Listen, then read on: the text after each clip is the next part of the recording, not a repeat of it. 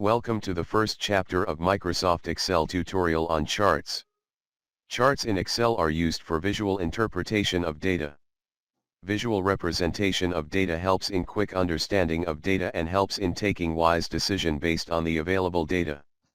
In this course, we are going to plot the data of data sample1.xlsx file by using 3D cluster column.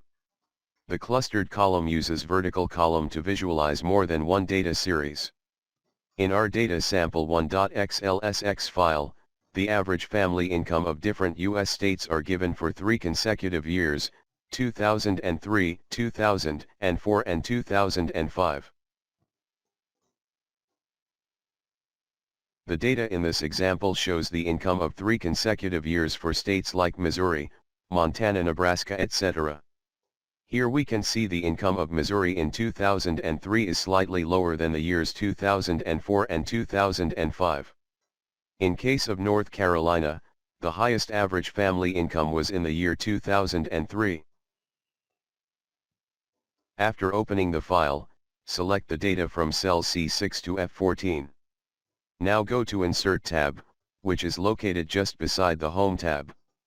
Now in the ribbon, go to Charts, where different chart types are available.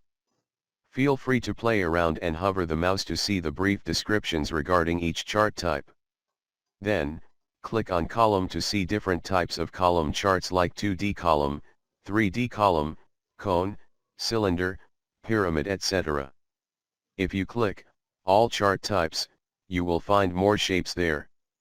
Feel free to choose any one you like to use. Then, we are going to click on column and use 3D clustered column to plot the data of data sample1.xlsx file. Do not forget to occasionally save your Excel workbook by pressing Ctrl+S or the Save button in Excel. The 3D cluster plot, thus created, visually shows the average income of U.S. families for 3 consecutive years for 9 different states of USA.